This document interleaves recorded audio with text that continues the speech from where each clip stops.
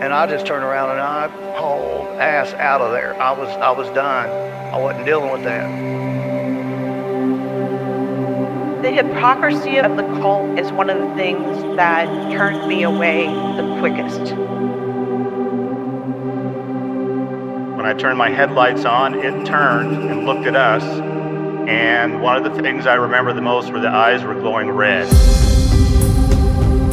I see an orb of light. It is just circling these steps like it is waiting for me. And he begins to tell them that he saw a UFO. They're basically like, what are you talking about? That's 7 foot up on a tree, peeking around it, and that's where I saw the top of the muzzle, nose, and the eyes. As soon as I made eye contact with this thing, it felt like death. Welcome back to Tinfoil Tales. I'm your host, Brandon. Tonight we're joined by my guest, Eric Sims. Eric, thanks for coming on here and talking with me. Yeah, thanks for having me. Would you like to let the audience know a little bit about yourself? Well, I've been a paranormal investigator and researcher for, I guess, over 20 years now, since I was a teenager. And I started out before the TV shows all started, and I kind of didn't even know I didn't even know people got together and went out and investigated places and graveyards and things. I just knew it was something we did around here where I live in the Nashville area. It was kind of a thing in high school. You go sneak into a certain location, this historic Civil War location, and people had experiences there. But what kind of threw me into that was my father passed away when I was 14. And so I was always interested in the paranormal. And that just kind of thrust me into actually going out and seeking out, what happens after we die, and trying to prove to myself that, he didn't just cease to exist, that he actually continued on in some form or the other. Mm-hmm. And I got investigating then, and I've been doing it ever since, and researching everything I can possibly get my hands on about the paranormal. So my forte is ghost, of course, and haunted places, but I kind of am dangerous enough to know a little bit about everything. So about 5 years ago, I started the Unseen Paranormal podcast, and started talking to different guests every week from all over the paranormal, from TV and from all the different aspects, from Bigfoot to Mothman to ghost to all different kind of stuff. And that kind of got me more involved in the paranormal world as a whole, and started doing conventions and things like that. And that rolled into writing my first book, Small Town Haunts and Legends of Tennessee. Just hearing all the stories and thinking there's so many locations and so much history that people don't ever know about or hear about because they're not from certain areas. Like most of us that are into ghost or Bigfoot or whatever, we're familiar with all the legends and the tales that where we live for sure. And so, but I wanted to put out a book of that. Even if you're from Tennessee, you might not know, East Tennessee. If you live in Middle Tennessee, you might not know all the stuff in East Tennessee or West Tennessee, or vice versa. So I kind of rolled into writing the book, and I love storytelling, and it's a huge tradition in Tennessee, especially in the Appalachian Mountains in East Tennessee. And we get a lot of our we actually get a lot of our English words from there, like cattywampus, and the boogeyman comes from the wood booger, which is actually a term for Bigfoot and things like that. So those stories have been handed down, and they've kind of changed in the pop culture into things like Bigfoot and things like that. But yeah, just fascinated with the paranormal. I actually worked 20 years in the medical field and retired right before COVID.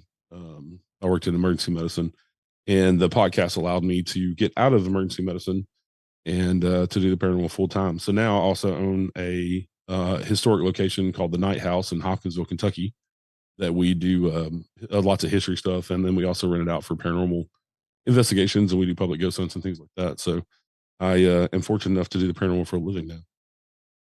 That's pretty freaking cool. I think I wouldn't say it's my goal. Yeah. But I would love to be able to just say I do this full time and actually be able to do it full time, in the sense of that's all I have to do. I still have to work a full time job, but yet I do this full time too. So it's one of those things. I'm fortunate enough to have a partner too that has a really good job, and he my husband has allowed me to kind of start my own businesses and stuff, too. So a lot of props go to him for it. I got out of the medical field because of PTSD, and also my back is messed up and my knees, and from lifting people for 20 years, and then working emergency medicine with PTSD. So had to do something different. So the only other thing I'm really good at and know is the paranormal. So when it comes to paranormal stuff, I am not an expert on anything. And I say there's really no experts in any of this stuff, but my foray into it, I'm more of a cryptid person myself. So that's what fascinates me more. Like the paranormal stuff, maybe for me, it's just, and I don't want to say it doesn't interest me, but it doesn't draw me in as much. You know what I mean? Like it doesn't have that sort of, I got to go out there and investigate all this stuff. Like even with cryptids, I've never been that way. It's just like, well, that's cool. I'm interested in it, but I've never been one to want to put boots on the ground and jump out in the woods and go look for Bigfoot or something. That's just never been anything that's interested me. Yeah, I don't have that desire. I love to go investigate locations for ghosts and hauntings. But to me, with the haunting stuff, it's a lot about probably 80% history, and the 20% is actually investigating and contacting, trying to contact those people that live that history to talk directly to them. So it's a lot about having a huge love for history, and that's one of the main. That's the main reason we bought the historic location in Hopkinsville, Kentucky. Was not even for the hauntings; it was for the history, because it's always been a residence, and we wanted it to finally open it up after 200 years to the community, because it has this vast history and this interesting history, and it just happens to have paranormal activity, and so to help pay the bills and to renovate the place, we rent it out for the paranormal stuff. But I've never been one to want to go out. I'm not a camper to begin with, and that little thin tent is not going to stop Bigfoot from dragging me out and beating me or something, So I say all that, but yet I'm in the middle of doing a documentary where we're getting ready to actually start filming our nighttime investigations. I just bought all the equipment to actually go out in the woods, me and my friend, and we're a couple of metal guys. Like, we are not outdoorsmen. We're not anything like that. We're not campers. We're not. Yeah. So we're going to be completely out of our element. So I have no idea what we're doing. I have no idea what to expect, but I know there's been a lot of weird activity in this area, and we're going to go out there and attempt to do something. There's a lot of paranormal stuff out there too. So I bought a lot of paranormals, like a spirit box and some EMF meters and some other things. So it's to try and see what all we can actually potentially catch, if anything or nothing. But yeah, but the fun, it sounds like the fun narrative will be that you're both kind of out of your element. Yeah. That'll add, a little more, I guess, entertainment in a way. You know what I'm saying? Trying to figure out how to investigate and what you should do, and what works and what doesn't. Yeah, I used to watch all the shows and everything else, but for me, I'm not going to go out there and do that. I'm not trying to go out there and be Zach Bagans or whatever, because that's just not my mentality of things. So I have my own ideas of how things are going to go and how I'm going to approach stuff, and we'll just see if anything happens. But we're mainly going out there because there's been so many reports of Dogman. Yeah. And there's been a lot of Bigfoot stuff. So for me, that's why I'm going out there. We'll see if anything happens. But you'd mentioned Hopkinsville. I'd said this before we started recording. I want to mention that because there is a festival you've got set up for, if you want to talk about that real quick. Yeah, I am the event coordinator for GoblinCon, the UFO and Paranormal Expo, coming in October 17th and 18th. And for anybody who's familiar with the Hopkinsville Goblin incident or the Kelly Greenman incident, happened in 1955 in a little town called Kelly, which is right outside of Hopkinsville. And this spaceship landed on this farm, this family farm, the Sutton family farm, and they were attacked by these 3-foot tall little silver, like gunmetal gray little men. So I don't know where they got the green men from, but they look like goblins, and with big pointy ears, big heads, real stringy arms and legs. And they attacked this family for like 5 hours. And there finally was a break in the action. And this family was shooting out of their house at these things. and these things were trying to get in, and they kept them at bay, and they ended up getting a hold of the sheriff of Christian County, Kentucky, and in the middle of the night, and he came out there, and the things were gone when he got out there, but he believed them because he's like, here's these poor people who've shot up out their own windows, shot up their own doors. They don't have the money to fix this stuff. They have to fix it themselves. This is 1955, and they're just barely surviving on their family farm. And so then he did kind of his investigation, and other people were out there, and the press got a hold of it. Well, they all left, and the family tried to get some sleep because they'd been up all night fighting these things, and the things attacked again. And then once the sun actually came up, the things left for good. And so this year's the 70th anniversary of the Hopkinsville Goblin incident, and it's very well known in the UFO community. And happened right after Roswell, and kind of brought attention to the eastern side of the United States for the UFO flying saucer stuff. And a few days leading up to the Goblin incident, there are actually other people who had seen flying saucer type craft in the area, and they were afraid to say anything until the Suttons came forward with the Goblins attacking them. And so there were other sightings as well, but it was picked up by the national press and run all over the country in newspapers and things. So we're going to celebrate that with Geraldine Sutton, who is the granddaughter. Her grandmother's the one that owned the farm, and her dad was only like 18 when it happened, and he was there, and her aunts and uncles were like little kids. But she didn't hear the story until she was 8 years old from her dad, because their family just didn't talk about it, and they were afraid that the goblins would come back. And they actually 2 weeks after the incident, they sold the farm, and her grandma moved into Hopkinsville to an apartment.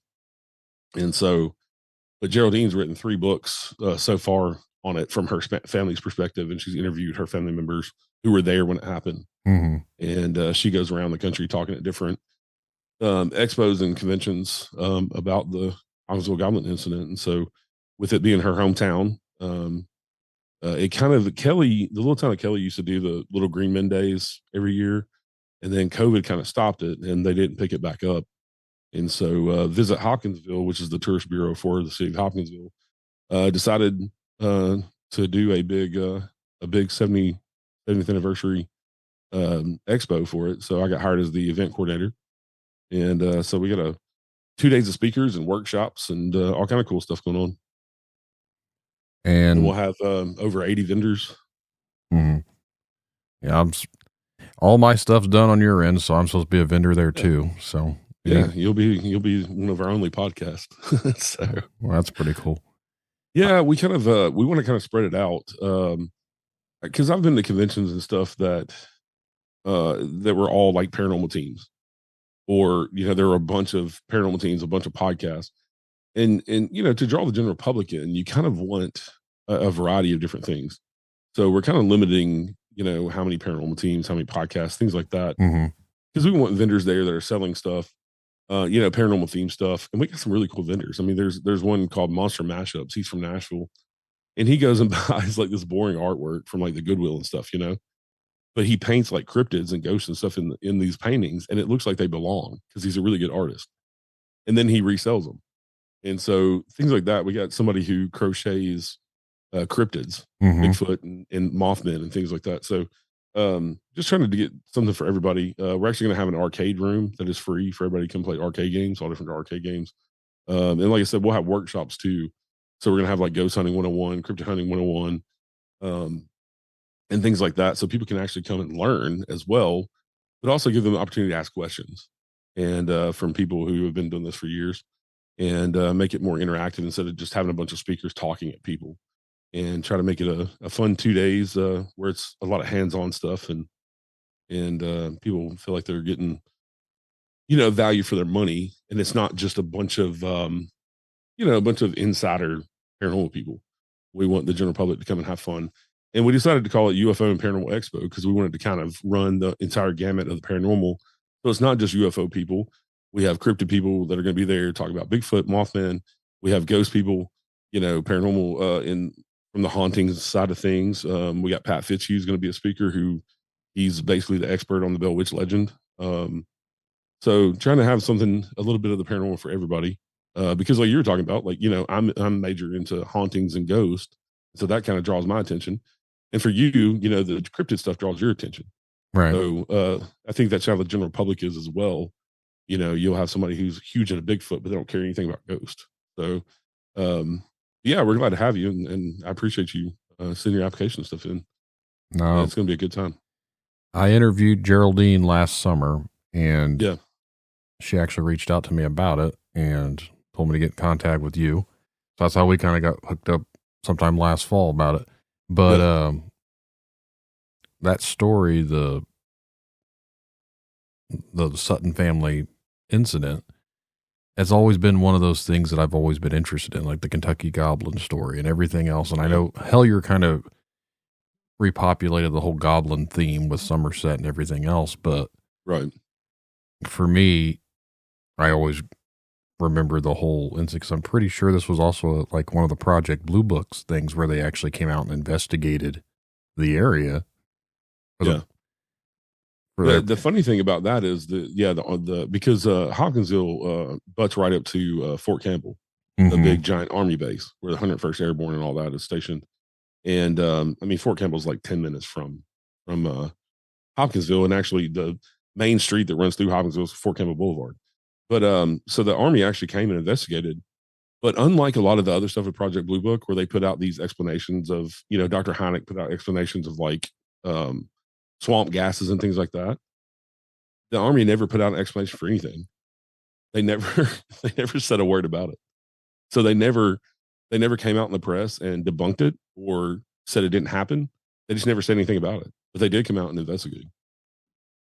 It's strange to me that they investigated it for something that was completely wrote off eventually as just people seeing owls or whatever whatever the thing was that they got all drunk and they were shooting at owls and everything. I was like, well, that's pretty convenient story, I guess, that they don't know the difference between owls and what they were describing, but right. So, yeah. And also there was a reporter who pulled, who separated three of them. Geraldine's grandma, her dad, Lucky, and the friend that was there visiting, and had a sketch artist do sketches that each of them described the goblins. And the crazy thing is, you can look it up online on Google. Just you can find the images, the sketches, but they are all looking very, very similar. There's only subtle differences in the sketches that they had the sketch artist do. And so that's hard. You know, that's hard to do if you're lying. You know, especially if you're describing something to a sketch artist. How do you get your story straight? You know what I'm saying? Between three people where they describe almost exactly the same thing. Right. So that's pretty odd. And like you said, I mean, these are country people who hunt for their food. I mean, this is 1955 on a farm in rural Kentucky. They're going out hunting. They know what's in the woods. They know what owls look like. You know, they know everything in the woods. They know what everything sounds like and all that stuff. You know, and so, yeah, I just kind of gave the cliff notes, but the story's a whole lot more involved. I mean, there was a spot where the craft landed on the farm where nothing would grow, not even grass, for many, many years. Where it left marks. So there is, and I don't know where this is at, but there's supposedly a spot somewhere, and it wasn't, I've heard this before, and again, I'm just trying to remember, and I don't know. But there was another spot where they supposedly had an incident before, and the ground is the same thing. There's a spot in the ground where nothing would grow afterwards. Yeah. And I think they've even, like, they checked it with like a Geiger or something, and it come back at one point saying there's like traces of radiation. Yeah. And I feel like this was up around Washington State, and I can't think of the exact location. Oh, I know what you're talking about. Are you talking? Is it the acorn? The one that was shaped like an acorn? Well, I don't know if it was that one. Okay. This was just some markings that they found out. It was around, like, this was like there was a sighting or whatever, and they found this strange, like, marking out somewhere. And again, it could be a complete bullshit story. I have no idea. I just, right. This is just something I've seen the photos or whatever, but it's from the internet. Who really knows? I haven't been out there to see it myself. So take it that was a grain of salt. But yeah, there's been some other reports. I think like the Rendlesham Forest over in England, where those craft landed, afterwards there was still residual radiation. and I forget what they called it. This is up in New England area, but there was an acorn craft that crashed that the military supposedly recovered, but it was shaped like an acorn. And where it crashed, they had for years that you could measure the radiation with a Geiger counter. Mm-hmm. That is one of the.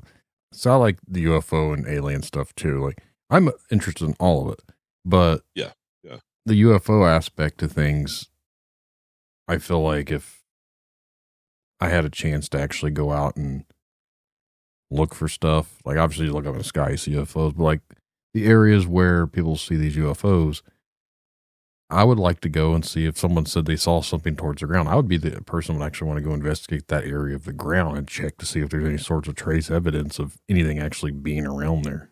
Right. But that's just me. So, but yeah, I don't know. After talking to so many people on the podcast and doing this for so many years, it seems like it's all connected somehow. Not that we'll ever figure it out, but between hauntings and Bigfoot and, you know, all the cryptids and UFOs, somehow it's all, whether it's, you know, different dimensions or what, but somehow it's all connected. I've a said lot that of times, multiple you know, times. when you get a lot of UAP sightings, there's a lot of activity with Bigfoot and Dogmen in the same area, because that's where we get these different triangles from, the Bridgewater Triangle and the Alaskan Triangle and things like that. So I think that's interesting. I mean, you've even got some cryptid people out there that think that, you know, Dogman and Bigfoot come from UFOs. Right. So, yeah, it all seems connected in some way. That is like why beyond us, just out of our reach. That is why I'm calling my documentary The Mississinawa Triangle, because literally there's been plenty of UFO, paranormal, and cryptid sightings in this small area around the Mississinawa River and Reservoir. So I mapped this out around my area, I started plotting points on a board. You can see from where this happened to this happened, and you actually start drawing lines, which again, the triangle thing is kind of a trendy thing, but it works. Yeah. And it does map out to be there, but if you can expand it, the triangle, like just around this area, but there's more things around here too. It's not just in that vicinity, but there are so many incidents and reports all within this little triangular area that I made. Yeah. So it's interesting. Yeah. Another thing I find interesting is a lot of those areas are as well. If you go back and look at the Native Americans that were settled in those areas tend to be sacred, mm-hmm. or you have mounds or something, you know, some kind of sacred thing for the Native Americans in those same areas. And in 2 weeks, we're actually taking one of the actual original. Well, he's a part of the tribe. He's not one of the original ones from years ago. But this area, back in 1812, the army came in and made all of the Miami Indian Nation move down on the Trail of Tears. And if they didn't leave, they were basically executed. So this whole area has a lot of bad juju just from that. Yeah. And there's all sorts of different tribes around here. There's the Delaware, the Miami, the Potawatomi. There's all sorts of ones, and they're all right around this small little area where the couple rivers connected. So there's just a lot of weird activity around here. Yeah, Hopkinsville is similar with that, because you have Land Between the Lakes, which is not very far from Hopkinsville, which is a hotbed of Bigfoot and Dogmen, especially Dogman activity. And right through in the middle of Hopkinsville is a national park for the Trail of Tears. And there's actually, I think, 3 or 4 chiefs buried on that property. And you can go, they have a museum, and you can go and walk the trail and stuff. But the Trail of Tears went right through there. And so it kind of checks all those boxes too in that area of Kentucky. And like you were talking about earlier, Hellier, kind of, you know, the goblins in Eastern Kentucky, kind of famous, you know, and all this weird high strangeness there. But Western Kentucky is just as strange. Yeah, I interviewed one of my first podcast interviews, and he was down, I believe, in southern Indiana, but he was talking about being on a walk, and they were by this, I think he was by a cemetery, and they were walking, and they seen something, and he kept calling it a golem. It looked like Gollum. And I was thinking about it, I was like, what you're describing sounds like a Kentucky goblin. because he's like a little short humanoid thing crawling around. It almost sounds either like a pale crawler or a possible Kentucky Goblin sighting. Like, this was like 3 years ago at this point, but to me, there's a lot of similarities to some of these things. So I've often wondered, like, if people report seeing, and I know the rake's a creepypasta thing, but I get people saying they've seen a rake. I was like, well, maybe the rake was influenced from the pale crawler, because you had stories about a Dover demon, which kind of was similar looking. And then you had the original Native American depictions of Wendigos were a pale humanoid type thing. They didn't have the horns and everything, like we've bastardized it for modern purposes. Right. But when you start to look into things like this, like maybe when people are saying they've seen these weird small humanoid goblin looking creatures and these crawlers, like maybe they're all seeing something very similar to what the Native Americans were talking about hundreds of years ago. Well, I know a couple of guys who grew up on the reservation out in Montana, I believe. And I had them on the show, and they're brothers, and they talk about the medicine. And medicine in their tribe is magic. And but they still talk about little people. And they told me several stories about their dad seeing people that were doing kind of bad magic, bad medicine, that would conjure these, not necessarily conjure, but bring these little people up, and they would give them offerings and things. And there was one time that they went out with, I think it was one of their friend's sisters, and they were out on the reservation, and she had them stop next to this field, and she went out in the field, and they saw her interacting with this little creature, and she was like giving him cigarettes and stuff, like an offering.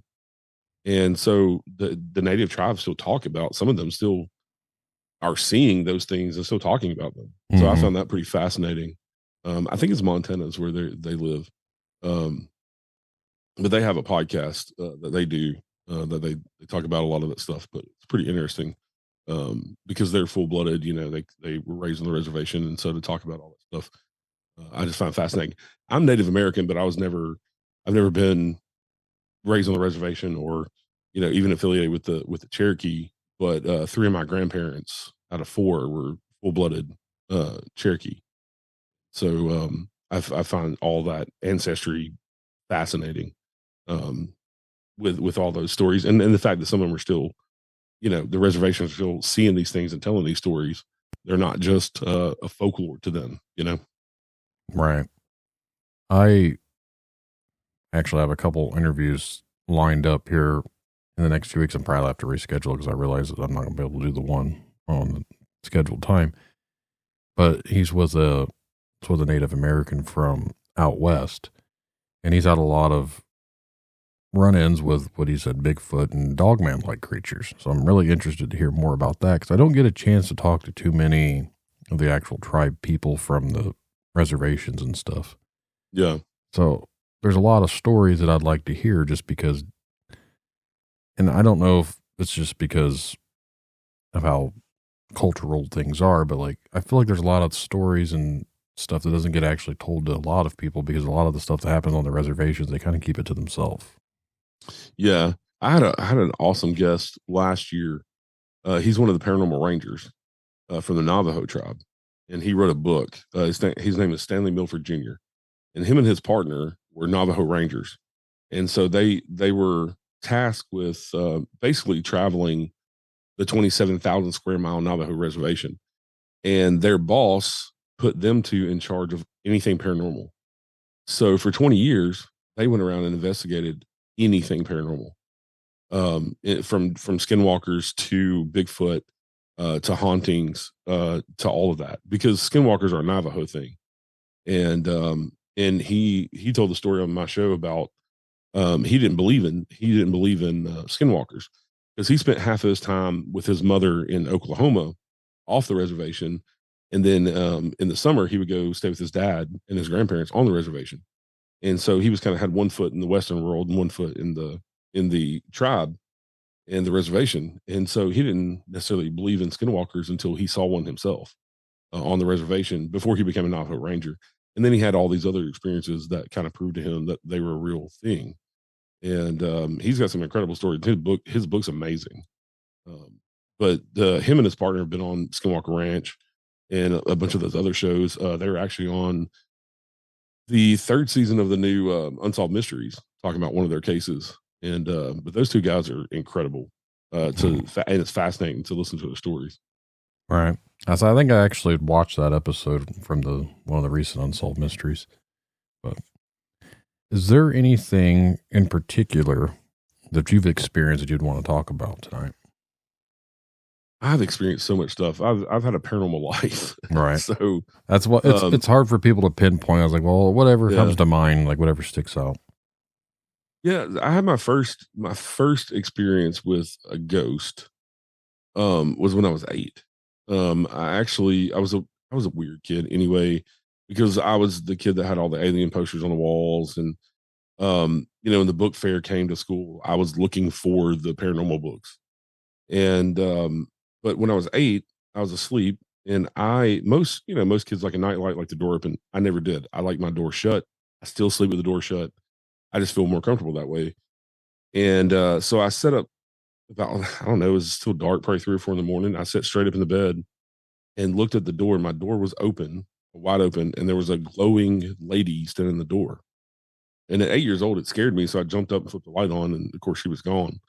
And that was kind of my first like in your face experience that I ever experienced. And then my mom was extremely, she passed away in 2009, but she was extremely, she was a crazy empath. And me and her had a connection that was insane. I would come home from school excited about something, and she would tell me before I could tell her. And this is things that it's not like the school called and told her things. You know what I'm saying? These were not anything like that, not anything major that they would have called and told her. But things like that just throughout my life. And just some of the experiences that I've had. I mean, even going out when I investigated when I was a teenager, and me and my friends would sneak into this Civil War plantation. We had a old video recorder that took VHS tapes, and we had a voice recorder that took little mini cassette tapes, and that's all we had. And we would sneak onto the property, and we just experienced some incredible things. One of my first experiences on that property was it was dark at night. There's nobody there. I mean, this is 3 or 4 o'clock in the morning, 5 in the morning, still dark. And we're walking around the house, and we never bothered anything. We weren't there to vandalize and we were trespassing. We shouldn't have been, but we never heard anything. But I saw a woman in the window of the house. She actually pulled the curtains back and stuck her head in the window, like she was looking to see who was on her front lawn. And there's nobody at the house. There's nobody in the house, and then one time we were walking back across the field, this huge field that went where we snuck onto the property was actually a golf course right next to the property. We would park at the clubhouse, and we would hop over the cemetery fence onto the property. And you had to walk across this big field. It's probably, I don't know, a football field and a half long before you get to the house. And they hadn't mowed it in a while. It's probably about knee deep. And 2 of my friends are about 10 foot behind me, and we're walking back across this field to leave. The sun's starting to come up, and we hear this horse. We hear a horse galloping and the sound of a horse whinny to our left. And they're commenting, like, "Are you hearing that, Eric?" And I'm like, "Yeah, y'all hearing that?" Like, that's crazy. Because there's no horses around there, and definitely not close enough to hear them, their feet hitting the ground. And all of a sudden, this cold breeze went through me and out the other side. And on my right side, in a straight line, the grass was moving, and you heard the horse gallop, and it just kind of faded off. And my friends come running up and was like, "Did that just run through you?" I was like, I guess, I was in its way, I guess. And so it was like this cold static, almost like, when your hair stands on end from static electricity, in the wintertime when your socks on the carpet or whatever, kind of like that feeling, but like really cold at the same time. It was a weird experience. And the only thing I can say is I had a ghost horse run through me on this, part of this battlefield. It was in Franklin, Tennessee, in the Battle of Franklin. They called the 5 bloodiest hours of the Civil War because so many men died in 5 hours. But that place is notoriously haunted. But that was a crazy experience there. Working at medicine, one of the incredible experiences that I had. I started out working as a nurse tech in nursing homes, and the nursing home that I worked at, I worked night shift on the Alzheimer's lockdown unit. So you had to have a code to open the doors and stuff to get in and out of there, so they couldn't wander. The patients couldn't wander off because they had memory issues. And that part of the building that I worked in was the oldest part of this nursing home. And this wing of the building had always been a nursing home. It had about 25 rooms. And when it was built in the 1940s, it was built to be a nursing home. And then they had just added on a modern building to make it a lot bigger. And one night, my partner, who was another nurse tech, and the nurse that was with us, the LPN, it was just the three of us as far as staff. They went to lunch, and I was on the floor by myself. And all the patients are in bed. Their lights are off. It's kind of like a horror movie. There's only like a couple of fluorescent lights on, down the hallway. Right. And we did rounds every 15 minutes just to check on our patients, make sure everybody's in the bed, because we had a lot of fall risk people who, if they got out of bed, they'd fall and hurt themselves. And so I was starting to do my round while they were at lunch. And I get to the T in the hallway, and I look left, and there's a really tall, skinny man, younger guy, standing at the end of the hallway. And he was kind of backlit by the double doors at the end, had windows in them, and that was the parking lot outside that had lights, and he was backlit. And he was probably, 6'5", really thin, but younger looking guy, and he was in an all black suit.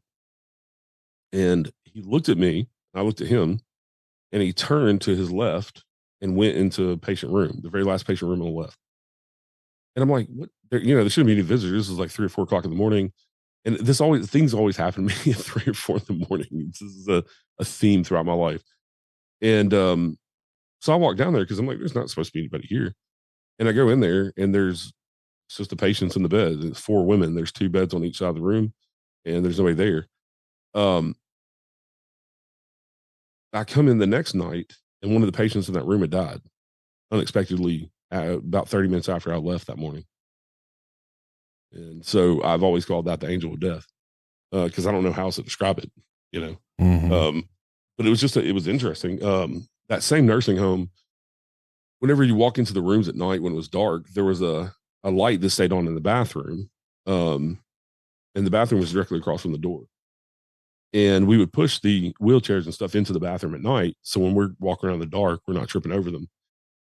And several times I'd walk into rooms, and it looked like somebody was sitting in the wheelchair. You could see the head and shoulder outline with the nightlight backlighting them. And then you turn on the light, there's nobody there. Heard footsteps, had footsteps walk behind me several times. That place was just crazy haunted.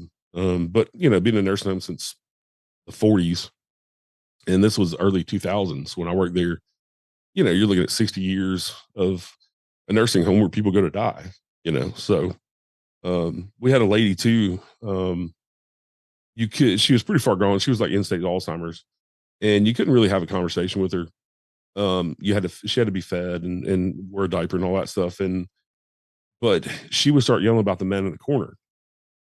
And whenever she yelled about the man in the corner, it was just understood by the people who had worked there longer than I did. And I found this out, that somebody was going to die on that wing. And like clockwork, within a couple of days, somebody would die. And she would come back down and wouldn't talk about the man in the corner again until it happened again. And so crazy things like that. And then owning a haunted location. I have stuff happen all the time. I mean, middle of the day, you'd be in the night house in Hopkinsville, and I hear voices and, see things out of the corner of my eye all the time, and knocks and all kind of weird stuff. What made you want to become the owner of a place like that? Just because of all your experiences that you've had, it's just something that you've wanted to do? Yeah, and it was more about the history of looking for a historical location. And the thing that kind of spurred that was I was talking to my buddy Austin one night on the phone, and we were talking about we filmed a few short documentaries together, and we investigated together. So we were talking about one of the documentaries we were working on, and we happened to get on talking about one day owning our own location, and do long-term study on it, because you can do experiments and things like that, because you're in control of the environment and things. And because our approach is kind of as scientific as we can be, and we try to debunk everything we can. So if it's, if you can explain it any way, we just throw it out. It's not evidence. And Facebook has a way of listening to you. So while I'm talking to him on the phone, it pops up on Facebook. It suggests this group that I should join called His old houses, $100,000 and beyond. So I start looking through this, and they have a companion website, and all the houses they post are old houses that are for sale that are around $100,000 to buy them. And I get looking through all these old houses, and there's some incredible houses. I mean, all across the country that have these incredible histories, and they're just, if somebody doesn't buy them and fix them up, the history is going to be lost, and they're just going to be torn down. And so that kind of seeing how cheap they were to begin with, I talked to my husband, who's the financial person for us. He does all of our bills and stuff. I got him on board, and I said, what if we find a location, especially one that hasn't had its history shared, and if it is haunted, then we can kind of use that income as well, to help fix it up and pay for the place. And definitely not, it's not an idea of a get rich quick or anything like that, or trying to make money. All the money we make off the night house goes right back into it. But the night house is one of the places that we looked at, and it's the oldest still standing structure. It's the oldest structure still standing in Hopkinsville and in Christian County, Kentucky. The house was built in 1815, between 1850 and 1820, and for 210 years it's been a residence. It's never been open to the public.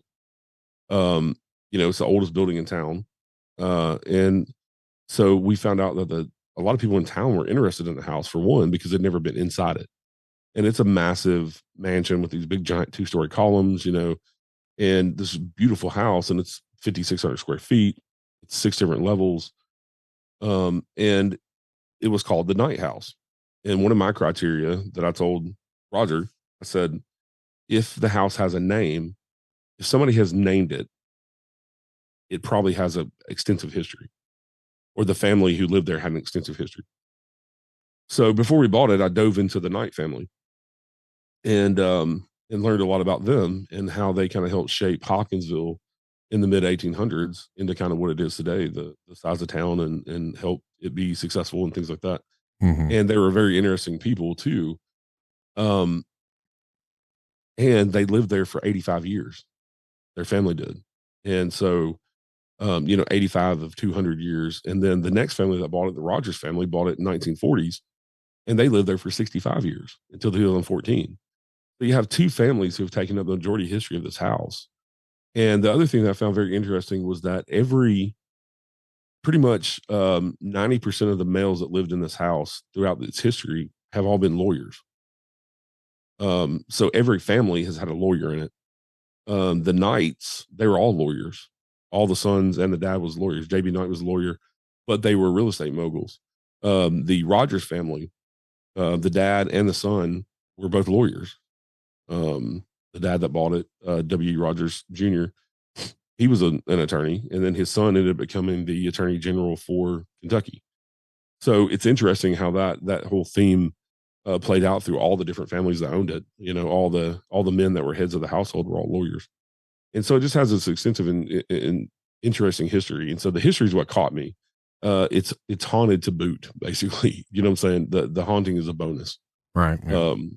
Because I think it's very special to be able to connect to those people that I'm learning about in the history of the house, and to possibly be connecting with them and to have them answer questions for me through EVPs and things, instead of it just coming from a newspaper article or a secondhand tale or something like that. So it was more the history of the place, and also saving the house. Because it sits on 3 acres. Somebody could, in the middle of town, a contractor could have very easily bought the house, torn it down, and built 3 houses on the 3-acre lot, and made their money and went on about their business. And then you lose one of the oldest houses in Kentucky still standing, and the oldest house, the oldest structure in Christian County still standing, and you lose all that history. Also, the Knight family, their story's not really been told to the general public in Hopkinsville, but people are interested in it. And so I think it just become my duty to tell their story and to get their story out there and honor them and their legacy. Now, what do you do with the building now? Do you have it open for people that want to come in and do investigations? So yeah, we do history tours Friday, Saturdays, and Sundays. And then it is open for investigations to be rented out. And we have different tiers of investigations. We have one that's 7 to midnight. That's $150. And then we have 7 p.m. to 3 a.m. So a half night. That is $250. And then $400, you can come stay the entire night from 8 p.m. to 8 a.m. and actually sleep in the beds and investigate all night if you want. Mm-hmm. There's a place around here that I cannot mention on air, but it's kind of similar just because they don't want the information to be out to the public. So you kind of have to know someone to get in there. But yeah, I've been there and I know a lot of people that's been there and had weird experiences. I've only been there like the one time a couple months back and I didn't really have anything going on, but I'm not saying there's nothing that happens there. There's some, we heard some random noises, but I'm not saying that's paranormal. Right. So, but it's one of those things like I'm not an active investigator, but I have an interest in it. My biggest thing is I'm kind of a puss and I just don't want to bring anything home with me. No, the spirits that we have, the intelligent spirits that we have, that I believe we have in the night house, I think they're not stuck. They're there because they want to be there, because they love the house, and that's why the two families, lived there for so long, the 85 years with the Knights and the 65 years with the Rogers, because they have a love of this house and the history of the house. And so I think that's why there's still a few of them are still there. And I think some of the others pop in, some of the other members maybe pop in every once in a while and talk to people. But we've had some, most of the teams that have come in have had pretty incredible experiences and interactions.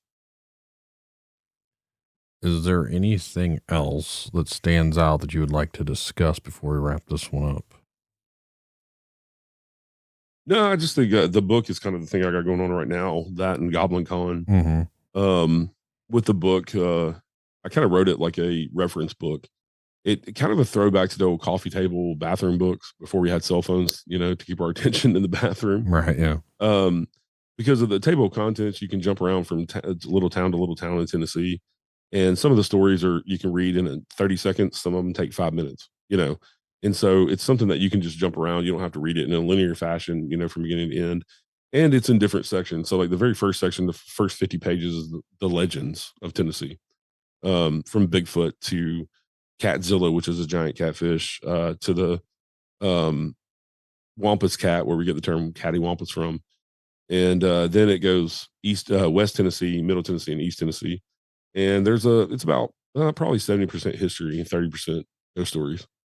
And so I wanted to write it that way so people can just jump around and enjoy the book whenever they have 5 minutes to sit down and read it, or they have an hour, and read about some legends and hear some stories of places, not just the hauntings, but also the history of some of these interesting places that people don't really know about, even coming from Tennessee.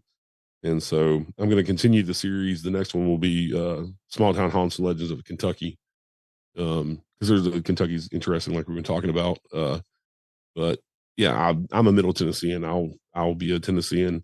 The Night House, we get asked all the time if we're going to live there. No, we don't live there. I stay there when we have teams in the house, but other than that, we're not going to live there. It's a historic house, and we tend to want to keep it that way, without anybody living there. But yeah, the book, if anybody wants to grab a copy of the book, it's available on Amazon. Right now it's free on Kindle Unlimited if you have Kindle Unlimited, but it's available in hardback, paperback, Kindle, and then Kindle Unlimited. And I've got some book signings coming up, and one here in my little small town outside of Nashville, at the public library in April. And then I'll be out at the historic Scott County Jail in East Tennessee in May, doing a book signing out there. That's an awesome location that a couple of my friends own, and they're going to carry the book in their gift shop and things. So we're just kind of pushing the book, and we're fixing to hit GoblinCon really hard here soon and announce all the speakers and a lot of our vendors and things. So get that going and start up. And tickets for GoblinCon go on sale in August. But tickets will be $10 in advance and then $15 at the door for each day. And then we'll have VIP passes available. That's going to include a VIP dinner, VIP meet and greet. And then also the VIP ticket will include a public ghost hunt, not a public ghost hunt, but a private ghost hunt at the Night House that Saturday night. So kind of end the weekend with that. But Yeah, and people can go check out GoblinCon at GoblinCon, That's what it is. Mhm. Sorry, I No, got so much stuff in my head. no, it's all good. I will definitely be promoting that. I've got a lot of stuff coming up this year too, and I'm actually going to be in Tennessee on May 3rd, which honestly, I think by the time this airs, it should be right around that time frame. So it might be a little afterwards, or I might have to move things up. But I'll be at the Smoky Mountain Bigfoot Festival. I'm kind of looking forward to that. That's cool. I will be out that way. The following May 17th is when I'll be at Scott County Jail, and that week before that, I'll be in Gatlinburg actually. Mm-hmm. So I'll be out that way in that part of Tennessee. And at the end of Mm-hmm. it's a GoblinConKY.com for the GoblinCon stuff. And people can go in there and look now. There's lots of stuff about the Kelly Greenman, the Hopkinsville Goblin and stuff. There's a couple of videos I made on there, teaser videos. And then people interested in the Night House can go to thenightHouseKY.com, and night is spelled KNIGHT. whatever links you have, send them to me, and I will make sure to include them in the show notes. Okay. Yeah, we'll do. No, the end of May, I'm actually going to be in Kentucky. I think it's actually not too far from there. I'm going to be in, I think it's Staten, Kentucky. It's kind of, I think, down by Lexington area. But it's the Red River Gorge Bigfoot Festival. Yeah. So there's that going on there too. So yeah, I've heard about that one. There's a lot of, I've got like 10 different events this year. So I'm going to be in Kentucky quite a bit, and only in Tennessee once, and then Illinois and a couple in Indiana. But this is my first year of actually going to a lot of different events. I've done a couple here and there, but this is my summer and fall of trying to hit all these events up. So we'll see what happens. Yeah, I've got a lot of local stuff going on between Hopkinsville and Middle Tennessee. Excuse me. So last year I kind of hit the convention circuit pretty hard and went to a bunch of different ones and had booths and things. But this year, kind of select ones. I got to kind of stick towards home because of all the stuff going on at the Night House. So, no, I don't know if I'm gonna do it very much. I'm just gonna see how this year plays out. But I just wanted to hit some of these events up, see how it goes. Yeah. And being a podcast, it's more or less just kind of going out and networking. Yeah, I have some shirts and I have some other things, but I mean, there's not really, unless someone asks me to be a speaker about certain things, and yeah, I can do some talking. I've done it last year, but it's not really, I don't really have a whole lot to go out there and do. You know what I mean? So I'm just kind of sitting there Right. and maybe meet some people, get some new listeners, or see some people that actually listen to the show. I know I just recently talked to someone who I met at one of the festivals I was at. So we had an interview. So it's kind of cool to go out there and potentially find someone that actually wants to be on the show. yeah. I did a lot of that with the conventions that I hit up and was part of. And the big thing is, I mean, because I did it with my podcast, and the big thing was, the people who are fans of your show like to come out and meet you when you're in their kind of area, closer to them, and that's always fun. And then people like to talk to you, pick your brain about the paranormal.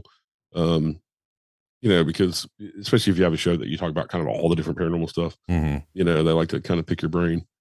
They'll come up. The biggest thing I always get is they come up and say, I don't believe in ghosts, but here's my ghost story, type of thing. So that's pretty interesting to hear other people's stories. And then they want to know my opinion, what I think. Yeah, the convention thing is fun. It's not at the top of my to-do list. Right. I'd rather have events at the Night House and things like that and do local events than kind of travel all around. So I'm not much for the traveling part. It's fun, I guess, here and there, but the weekend of October, I'm literally doing something every single weekend. Yeah. So I look forward to it, but at the same time, I'm kind of like, man, that's a lot of driving. Yeah, September, October is always busy, and I look forward to it because I like to be busy and I like all the different events and things. But yeah, when it's over, I'm glad. In November, I'm like, I'm not doing anything the whole month of November. Right. I've got CryptidCon in November, and that's the last thing I'm doing. Yeah.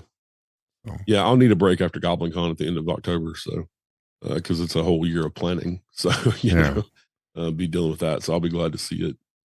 I'll be happy to be there running everything and see all the speakers and stuff, but I'll be happy when it's over too. So, because I'll be a moderator for some of the panels and things too. So I'll be up on stage with everybody else and on top of kind of running the show. Well, I'm definitely looking forward to being there, and I hope it's a great turnout. And for anyone listening, if you're in the area or would like to go, I highly recommend it. Come out, stop by my booth. Yeah. Say hello or flip me the finger, whatever you feel like doing. It doesn't matter. And here soon on the GoblinCon website, we'll have we're working with some of the hotels in Hopkinsville to do some specials for people coming from out of town that want to stay in town. So, well, that'll definitely be something I hit up. So I'm pretty sure my wife and I will be coming down. I don't know. I don't know if she'll be attending with me or not. I always plan on her at least coming with me, but sometimes we have kids, so it's hard to leave the kids at home unless we can't find a sitter for them. Yeah, that's understandable. It'd be nice to meet you in person too, man. Yeah, looking forward to it. Yep. Well, again, for anyone listening, I know you have a podcast too. Last I saw something about it. I don't know if you're still doing your show.